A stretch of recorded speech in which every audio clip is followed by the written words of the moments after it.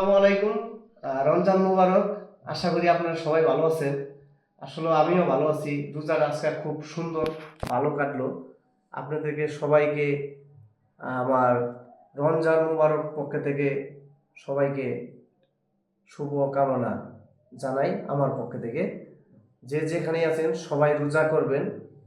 রোজা আমাদের বছরে একবার আসে, কিন্তু আসলে কেউ পায় না। কেউ রোজা একটা করে মারা যায়, কেউ আবার 10টা করে মারা যায়, আবার কেউ পুরা রোজা করতে পারে। এখন মূল উদ্দেশ্য হয়েছে আমরা আসলে যে সবকিছু মিলাই দিলে আমরা নামাজ পড়বো, আমরা রং গান তামাশা সবই করবো আমরা, কিন্তু নামাজ আমরা কিন্তু কেউ করবো না। আপনারা কিন্তু ভাই সবাই নামাজ পড়বেন, কথাটা মাথায় রেখেন।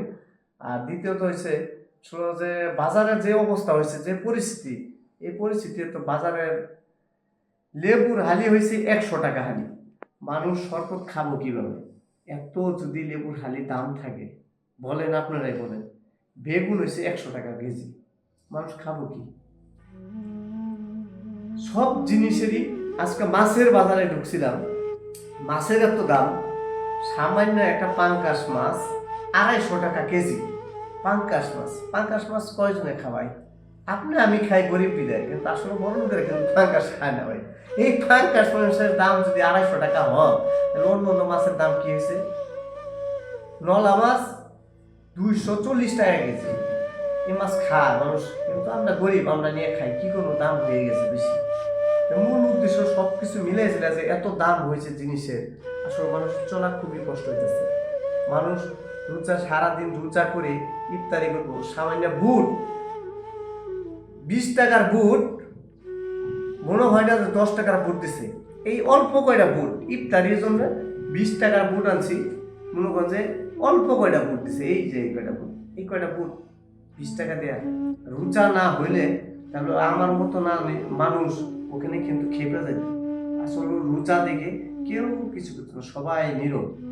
মানুষ এইভাবে এরকম হওয়া ঠিক না ভাই। আপনারা যারাই ব্যবসা বাণিজ্য করেন সবই ঠিক আছে, কিন্তু আপনারা বেশি লাভ করেন না, সীমিত মতে থাকার চেষ্টা করেন। তাহলে আমরা গরিবরাও বাঁচব, আপনারাও ব্যবসা করেন। আসলে এত দাম দর যদি থাকে, আমাদের পক্ষে খুবই কষ্টজনক এই জিনিসগুলা কিনে আনা, ইত্যাদি করা এবং কি আমাদের চলা অনেক কষ্ট। ভাই যারা ব্যবসাতে আছেন তারা অবশ্যই অন্তত এই গরিব মানুষের দিকে তাকায় আপনারা একটু লাভ একটু কম করেন। লাভ একটু কম করে একটু আপনারা সিকিউরিটি করে আপনারা ব্যবসাটা চালাই যান। আমরা গরিবরাও আছি, আপনারাও আছি, কিন্তু আসলে মূলত যদি আপনারা এইভাবেই করেন, তাহলে আমরা আসলে কিছু লাইন নিয়ে খাওয়াবো তো আমাদের ওরকম নাই। আমরা মধ্যে পড়লি আমরা কি করে খেতে পারি, ওরকম কি করতে হবে আমরা একটু জানি। জিনিসগুলা আসলে মূলত আমি বললাম, আপনাদের কারো বুকের মধ্যে লেগে যাচ্ছে কথাগুলা, কারো কলজের ভিতরে আঘাত লেগে যাচ্ছে, কিন্তু না ভাই, আমি কারো কলজেতে আঘাত দিয়ে বলতেছি না কথাগুলো। মূলত এক কথাই যে আমি সবাইকে ভালোবাসি।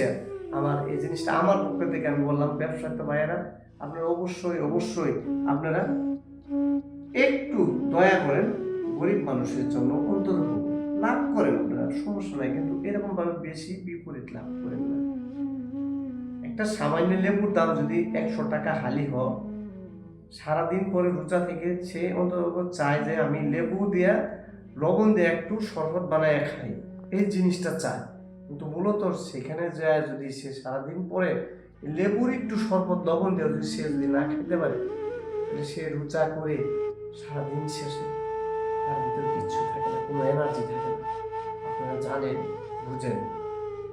বেগুন 100 টাকা কেজি ভাই, বেগুনের দামটা একটু কমাই দেবেন। এত দাম নিয়ে না ভাই, ধাপ করে আপনারা দাম বাইরে গেল সব জিনিসের। পাঙ্কাশ মাছ 250 টাকা কেজি, রুই মাছ 400 টাকা কেজি, ধাপ করে দাম বেড়ে যাচ্ছে। পান্তার মাছ, এই মাছ হয়েছে 300 টাকা কেজি, শিং মাছ 400 টাকা কেজি। ভাই এভাবে কি আমরা মাছ খাইতে পারবো ভাই? আমাদের পক্ষে সম্ভব না ভাই। আপনাদের কাছে, সব ব্যবসাদের কাছে আমার রিকোয়েস্ট, আপনারা অবশ্যই একটু দামটা কমাই দিবেন। আপনারা আমার কথায় কোনো ব্যবসায়িক ভাই যদি কোনো কষ্ট পেয়ে থাকেন, তাহলে আল্লাহর রাস্তায় আমাকে মাফ করবেন। আর আপনারা সবাই 30টা রোজাই করবেন। আল্লাহ হাফেজ।